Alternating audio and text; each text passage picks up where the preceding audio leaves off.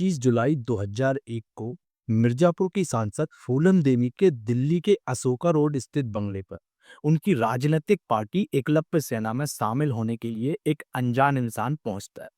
बाद में जब वह फूलन देवी से मिलता है तो फूलन देवी ने उसे प्रसाद के रूप में खीर खिलाई और इसके बाद वह वहां से निकल जाता है। उसी दिन दोपहर करीब 1:30 पर फूलन देवी जब अपने दिल्ली वाले बंगले के गेट पर खड़ी होती हैं, तभी वहां पर 3 नकाबपोश लोग आते हैं। जब तक कोई कुछ समझ पाता, उससे पहले उन्होंने फूलन देवी के ऊपर ताबड़तोड़ गोलियों की बौछार कर दी और उसके बाद वहां से ऑल्टो 800 कार में बैठकर भाग जाते हैं। फूलन देवी को दिल्ली के राम मनोहर लोहिया हॉस्पिटल में एडमिट कराया जाता है, जिसके बाद कुछ देर बाद वहां पर डॉक्टर्स के द्वारा उन्हें मृत घोषित कर दिया जाता है। उसके 3 साल बाद यानी कि 17 फरवरी 2004 को इंडिया की सबसे सुरक्षित कही जाने वाली तिहाड़ जेल से एक कैदी फरार हो जाता है, जो कि अगले 2 सालों तक पुलिस के हाथों नहीं आता है। तिहाड़ जेल से जो कैदी फरार हुआ है वो और फूलन देवी का क्या कनेक्शन है, आपको इस वीडियो में आगे पूरा जानने को मिलेगा। अगर आप भी जानना चाहते हैं तो इस वीडियो को बिना स्किप किए लास्ट तक देखें। इस स्टोरी को पूरा जानने के लिए हमें आज से कुछ साल पहले जाना होगा। इंडिया को सही मायने में अगर देखें हम, तो आज़ादी मिलने के बाद भी लोगों को काफ़ी सालों तक गुलामी की जंजीरों में रहना पड़ा था। बस फ़र्क सिर्फ़ इतना था कि इंडिया को ब्रिटिशों से आज़ादी मिली थी और डाकुओं की कैद में एक बार फिर से जकड़ा गया था। क्योंकि उस टाइम पर इंडिया में एजुकेशन का जो लेवल था वह भी बहुत नीचे था। कहीं न कहीं इस बात का फ़ायदा उठाकर लोगों को प्रताड़ित किया जाता था, लोगों को परेशान किया जाता था। जिस फूलन देवी की हम बात कर रहे हैं, उसका जन्म उत्तर प्रदेश के एक छोटे से गांव गोरहा में 10 अगस्त 1963 को हुआ था। मात्र 11 साल की उम्र में फूलन देवी की शादी परिवार के द्वारा कर दी गई थी, जिसके कारण उन्हें काफी समस्याओं का सामना करना पड़ा था और यही वजह रहती है कि वह जुर्म की दुनिया में चली आए। दोस्तों, इस वीडियो के माध्यम से हम आपको फूलन देवी और सोहेब सिंह राणा की पूरी स्टोरी कवर करके दिखाएंगे। तो राधे राधे मित्रों, स्वागत है आपका एक बार फिर से आपके अपने YouTube channel around the peoples में और मैं हूं आपके साथ अद्भुत मीना। अगर आप चैनल पर नए हैं तो हमारे चैनल को सब्सक्राइब करें, वीडियो को शेयर करें और इसी के साथ साथ बेल आइकन पर क्लिक भी करें ताकि अपकमिंग वीडियोस की नोटिफिकेशन आपको मिलती रहे। दोस्तों, जिन 3 लोगों ने फूलन देवी पर ताबड़तोड़ गोलियां चलाई थी, उनमें से एक था शेर सिंह राणा।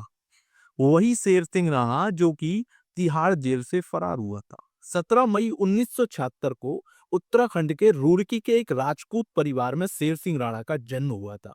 बचपन में जिसे पंकज कुमार पुंडीर के नाम से जाना जाता था। पंकज को बचपन से ही पॉलिटिक्स में काफी लगाव था और यही वजह थी कि वह अपने आप को पॉलिटिक्स की ओर ले जाना चाहते थे। अब सवाल यह भी उठता है कि आखिर शेर सिंह राणा ने फूलन देवी को क्यों मारा। भाई, ये सबके दिमाग में सवाल रहता है और ये जानना भी आपके लिए बहुत जरूरी है।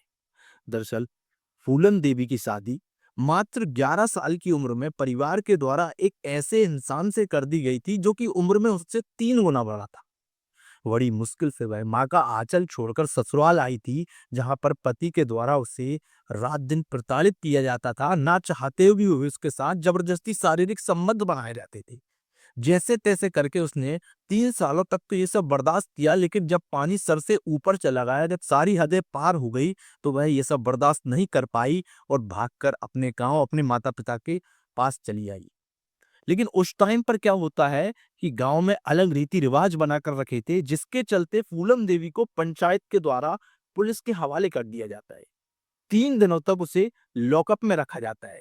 जब वह लॉकअप से बाहर आती है, तब उसे एक और नई समस्या का सामना करना पड़ता है। ऐसा लग रहा था मानो कि फूलन देवी का जन्म केवल और केवल समस्याओं का सामना करने के लिए ही हुआ है। जैसे ही वह लॉकअप से बाहर आती है, कुख्यात डाकू बापू गुर्जर के द्वारा उसके साथ बलात्कार किया जाता है। उसे वह अपने ठिकाने पर ले जाता है, जहां काफी दिनों तक वह लगातार उसका शोषण करता रहता है। दोस्तों, यही वजह रहती है कि एक मासूम सी बेटी चली जाती है जुर्म की दुनिया में और बन जाती है एक डाकू, जिसे आज बैंडिट क्वीन के नाम से जाना जाता है। इस समय के साथ जब धीरे धीरे आगे बढ़ता है समय, फूलन देवी की जीवन भी आगे बढ़ रहा होता है, लेकिन अब तक वह इस बात से अनजान थी कि अब समय उन्हें कहाँ ले जाना चाहता है। एक 15-16 साल की लड़की कितना ही सोच सकती है कि वह अपने जीवन को आप अंदाजा नहीं लगा सकते इस बात का। दोस्तों, काफी दिनों के बाद जो बाबू गुर्जर की जो गैंग होती है, वह इस घटना के बाद 2 भागों में बढ़ जाती है, जिसका एक पार्ट को लीड किया जाता है विक्रम मल्लाह के द्वारा और जो दूसरा पार्ट होता है, उसको लीड किया जाता है बाबू गुर्जर के बेहद खास यानी कि लाला राम और उसके भाइयों के द्वारा। एक दिन मौका पाकर लाला राम ने फूलन देवी को अगवा कर लिया और उसे अपने कानपुर के बेमई स्थित गांव के खंडर में ले जाकर कैद कर दिया, जहां पर वह 21 दिनों तक कैद रही और 22 लोगों ने लगातार उसके साथ बलात्कार किया सामूहिक रूप से। काफी दिनों के बाद इस घटना की इंफॉर्मेशन विक्रम मल्लाह को पड़ती है, जो कि अगले पार्ट को लीड कर रहा होता है और उसके बाद उसने फूलन देवी को वहां से बाहर निकाला और उसके बाद फूलन देवी विक्रम मल्लाह की गैंग में शामिल हो जाती है। विक्रम मल्लाह के द्वारा फूलन देवी को हथियार चलाना सिखाया जाता है और गैंग की ट्रेनिंग दी जाती है। इस दौरान फूलन देवी के दिमाग में हमेशा बेमही गांव की वह घटना चलती रहती है और वह उन सभी लोगों से बदला लेना चाहती है जिन्होंने उसके साथ बलात्कार किया था। एक दिन उसे कहीं से खबर मिलती है कि बेमही गांव में एक लड़की की बारात आने वाली है और जिस लड़की की बारात आने वाली है, वह लड़की लाला राम के परिवार से संबंधित है। तो इसमें लाला राम और उसके भाइयों की आने की पूरी उम्मीद थी। इस बात का इंतजार फूलन देवी पिछले 1.5 साल से कर रही थी और उसके बाद उसने अपने दलबल के साथ वेमई गांव में पहुंचकर शादी वाली लोकेशन को चारों साइड से घेर लिया और अपने शिकार का इंतजार करने लगी। जैसे जैसे समय बीतता गया, उसे वहां पर काफी देर हो चुकी थी, लेकिन वहां पर उसे लाला राम नहीं मिला और उसके बाद उसने वहां पर 17 लोगों को निशाना बनाया, जिसमें से 2 लोग वही भी थे जिन्होंने उसके साथ बलात्कार में शामिल थे। सभी लोगों को एक लाइन में खड़ा किया और महज 7 सेकंड के अंदर सभी लोगों के ऊपर गोलियों की बौछार कर दी और सभी वहीं पर ढेर कर दिया। उसके बाद ये गैंग वहां से भाग जाती है। इस घटना के बाद पूरे उत्तर प्रदेश सहित पूरे भारत में अफरा तफरी मच जाती है और राजनीति में आरोप प्रत्यारोप के दौर चालू हो जाते हैं। तत्काल की सिचुएशन को देखते हुए उत्तर प्रदेश के तत्कालीन मुख्यमंत्री यानी कि वीपी सिंह के द्वारा फूलन देवी को जिंदा या मुर्दा पकड़ने के आदेश जारी किए जाते हैं। मुख्यमंत्री वीपी सिंह के आदेश के बाद फूलन देवी को पकड़ने के लिए 124 पुलिसकर्मियों की टीम बनाई जाती है, जो कि लगातार 24 घंटे फूलन देवी की तलाश कर रही होती है।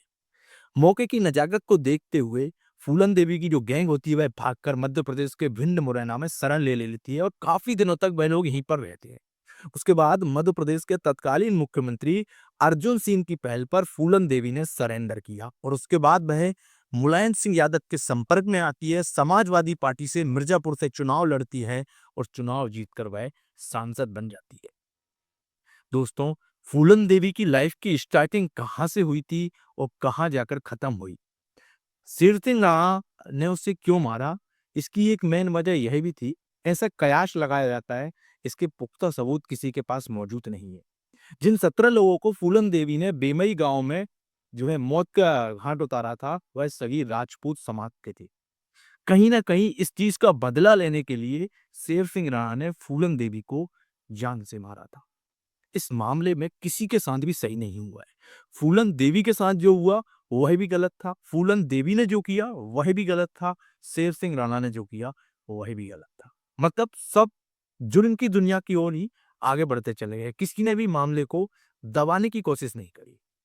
हर एक इंसान ने खून का बदला खून से लिया है।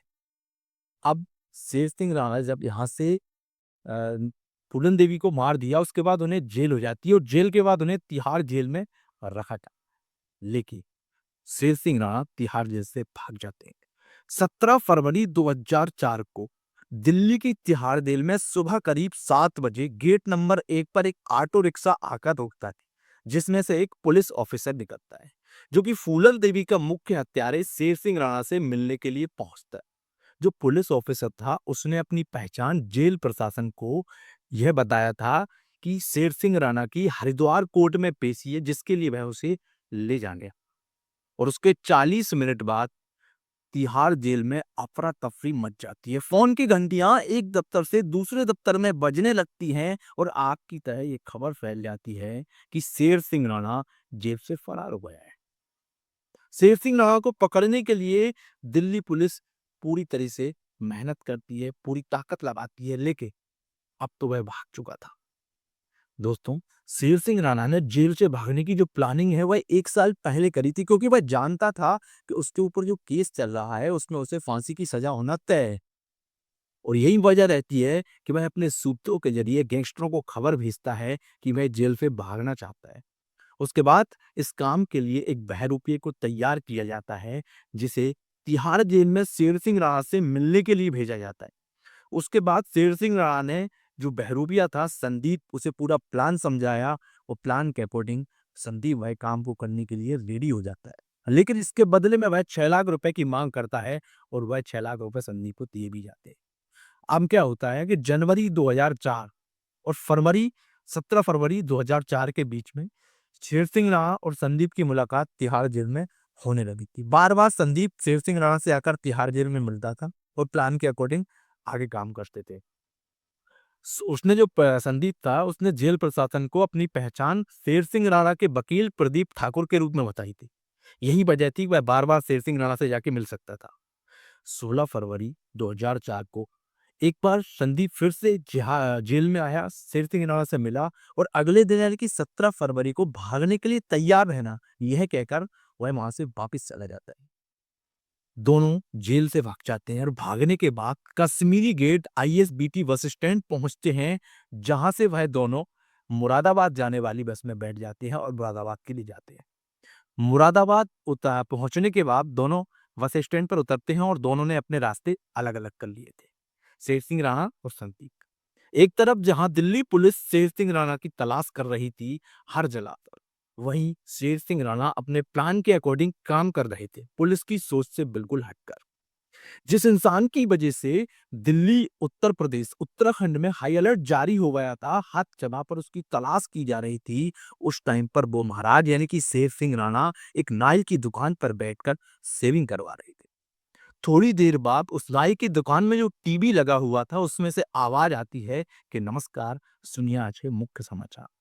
और उसमें बताया जाता है कि फूलन देवी का मुख्य हत्यारा शेर सिंह राणा तिहाड़ जेल से फरार हो गया है, जो कि एशिया की सबसे सुरक्षित जेल मानी जाती है।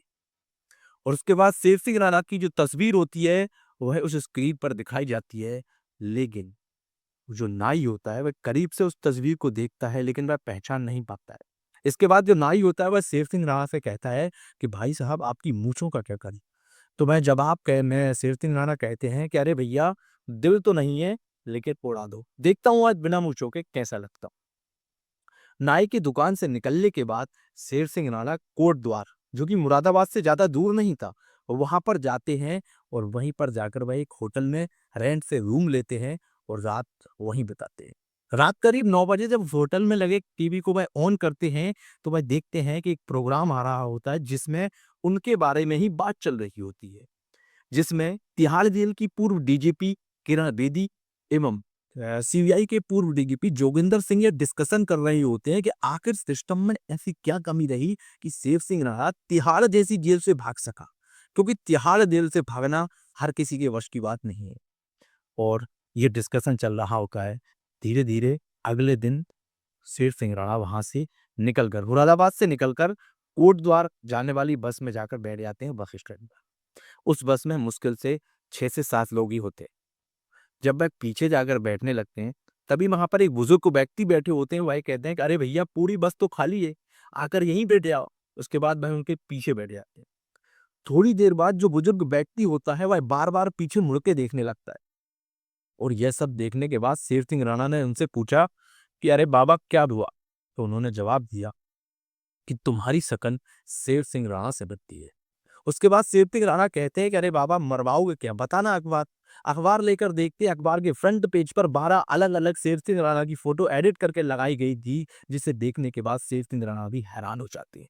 और वह अखबार से अपना चेहरा छुपा लेते हैं ताकि कोई उन्हें पहचान ना सके, अपनी पहचान छुपाने के लिए। जैसे ही वह जो है मुरादाबाद बस स्टैंड पहुंचते हैं, वहां से उतर जाते हैं।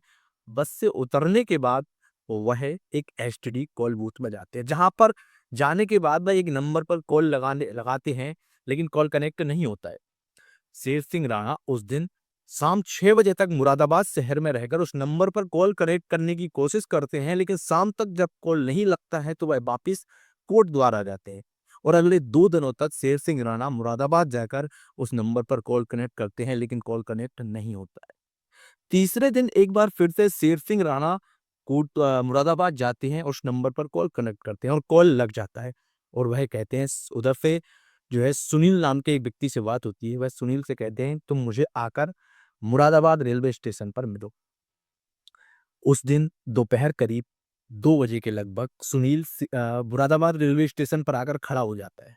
शेर सिंह राणा उसके पास जाते हैं, उसे ले जाकर एक रेस्टोरेंट में खाना खिलाते हैं और उसके बाद उससे सबसे पहले अपने परिवार का हाल-चाल पूछते हैं और 2 लाख रुपए उससे लेते हैं। वो 2 लाख रुपए देने के लिए ही सुनील शेर सिंह राणा से मिलने के लिए आया था। उसके बाद शेर सिंह राणा सुनील से कहता है कि मेरे भाई सुनील तो दिल्ली पुलिस को नहीं जानता है। बहुत जल्द उन्हें ये पता चल जाएगा कि मुझे भगाने में तेरा हाथ है और तुझे अरेस्ट कर लिया जाएगा। इसलिए तू मेरे साथ चल। जब तक मैं अपने मकसद में कामयाब नहीं हो जाता हूँ, तब तक तू मेरे साथ रहना और उसके बाद दोनों वापस आ जाएंगे। लेकिन सुनील ने जाने से मना कर दिया क्योंकि उसकी बहन की शादी थी। इसके बाद शेर सिंह राणा ने 20,000 रुपए उस 2 लाख में से निकालकर सुनील के दिए और सुनील को वहां से जाने के लिए कह दिया कर। उसके बाद शेर सिंह राणा वहां से निकलते हैं और मुरादाबाद से बरेली जाने वाली बस का पता करके उसमें जाकर बैठ जाते हैं और बरेली बस स्टैंड पर उतरने के बाद वह एक शोरूम में जाते हैं जहां से वह 17,000 रुपए के कपड़े की शॉपिंग करते हैं और उसके बाद वह वहां से बरेली से शाहजहांपुर के लिए जाने वाली बस में बैठते हैं। शाहजहांपुर के जाने वाली बस में बैठकर जब वह शाहजहांपुर पहुंच जाते हैं तो रात करीब 8 बजे वह एक होटल में रूम लेते हैं रेंट पर और रात वहीं गुजारते हैं। अगले दिन सुबह वह गोरखपुर की टिकट कटाकर गोरखपुर जाने वाली ट्रेन में बैठकर गोरखपुर पहुंच जाते हैं और यहाँ पहुंचने के बाद वह अपने आगे की प्लानिंग करने लगते हैं। जिस मकसद के लिए शेर सिंह राणा जेल से फरार हुए थे, उसे पूरा करने के लिए उन्हें अब एक पासपोर्ट की जरूरत थी। अब वह एक ऐसे शहर की तलाश कर रहे थे जहां पर पैसे देकर दलाल के जरिए आसानी से पासपोर्ट बनवाया जा सके। उसके बाद वह रांची जाते हैं। रांची में जाने के बाद वह पासपोर्ट ऑफिस का पता करते हैं, जहां उन्हें पासपोर्ट ऑफिस का पता चलता है और वहां पर वह बिना देर किए हुए अगले दिन सुबह पहुंच जाते हैं। पासपोर्ट ईगल एवं वीजा सर्विसेज नाम की कंपनी होती है, उसके बॉस से मिलने का इंतजार करने लगते हैं, जिसका नाम होता है बादल सिंह। पहले तो बादल ने पासपोर्ट बनाने से मना कर दिया, लेकिन बार-बार बोलने के बाद 3-4 दिन जाने के बाद वह पासपोर्ट बनाने के लिए तैयार हो जाता है, जिसके बदले में शेर सिंह राणा ने उसे 25,000 रुपए दिए थे। बादल शेर सिंह राणा से कहता है कि 1 महीने बाद आकर आप अपना पासपोर्ट ले जाइएगा। उसके बाद शेर सिंह राणा रांची से कोलकाता, कोलकाता से दार्जिलिंग चले जाते हैं घूमने के लिए, क्योंकि 1 महीने का समय काटना था।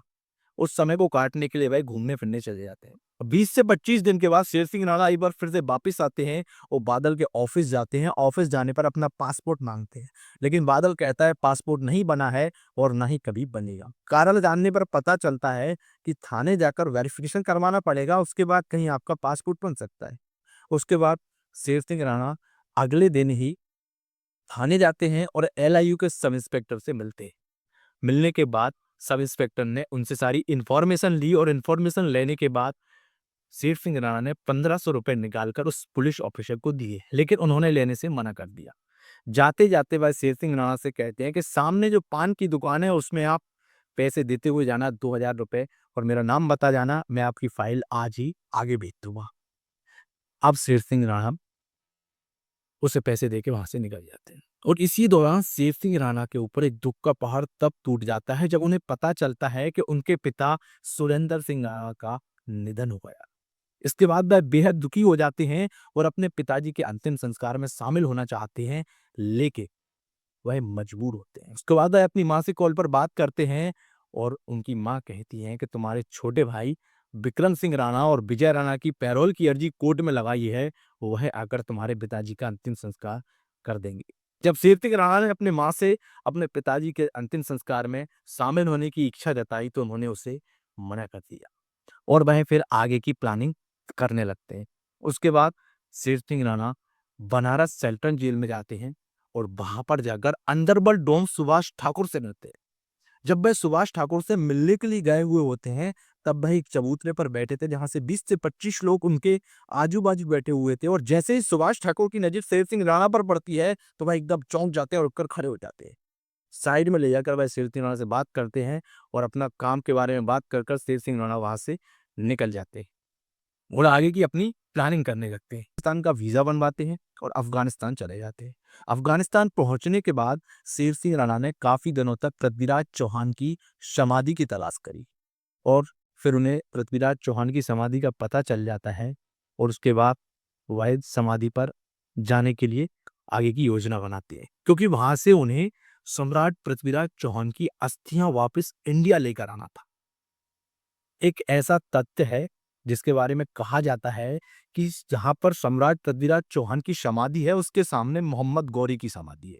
जो भी व्यक्ति मोहम्मद गौरी की समाधि पर जाता है उसे सबसे पहले पृथ्वीराज चौहान की समाधि पर जूते मारना पड़ता है। जब इस बारे में शेर सिंह राणा साहब को पता चलता है तो वो कहीं न कहीं अंदर ही अंदर घुटने लगते हैं कि एक ऐसे महान सम्राट के साथ ऐसा अत्याचार आज उनकी समाधि पर हो रहा है, तो वो कहीं न कहीं हमारे लिए बहुत ही निंदनीय है और यही वजह रहती है कि वे जेल से भागकर सम्राट पृथ्वीराज चौहान की समाधि को भारत लाने का डिसाइड करते हैं। उसके बाद वह इतनी सारी परेशानियों के बाद आखिरकार अफ़गानिस्तान पहुँचकर एक दिन रात में सम्राट पृथ्वीराज चौहान की समाधि पर पहुँचते हैं और वहाँ से अस्थियाँ निकालते हैं और उसके बाद वह इंडिया वापिस आ जाते हैं। आने के बाद वह अपनी माँ की मदद से उत्तर प्रदेश के गाज़ियाबाद में पिलखुआ में सम्राट पृथ्वीराज चौहान का मंदिर बनवाते हैं और जहाँ पर उनकी जो अस्थियाँ होती हैं उन्हें सुरक्षित रखा जाता है। हालाँकि आज तक इसके बारे में कोई भी ऑफ़िशियल या कोई भी सरकारी तरह की तरफ से पुष्टि नहीं की गई है कि वहाँ पर कोई मंदिर है या फिर जो भी है, लेकिन आज भी वहाँ पर सम्राट पृथ्वीराज चौहान की पूजा करी जाती है। उसके बाद शेर सिंह राणा 2006 में फिर से एक बार तिहाड़ जेल में उनको गिरफ्तार करके भेज दिया जाता है। इस तरीके से खत्म होती है एक महान योद्धा की जर्नी। जब शेर सिंह राणा जेल से फरार हुए थे तो किसी ने उनको फरार कैदी कहा, किसी ने उनको हत्यारा कहा, लेकिन शेर सिंह राणा जब तिहाड़ जेल से फरार हुए तो वह एक मकसद को पूरा करने के लिए फरार हुए थे। राजपूत समाज का गौरव सम्राट पृथ्वीराज चौहान की अस्थियों को वापस अपने देश में लाकर मंदिर बनवाने वाले शेर सिंह राणा आज पूरे विश्व में एक हत्यारे के रूप में जाने जाते हैं। लेकिन दोस्तों, बहुत कम लोग होते हैं जो कि अपने समाज के लिए, अपने समाज के ऐसे लोगों के लिए काम करते हैं जिन्होंने इतिहास में अपनी समाज की रक्षा के लिए अपने प्राणों का बलिदान दिया है। आपको हमारी ये वीडियो कैसी लगी? आप हमें कमेंट करके ज़रूर बताएँ।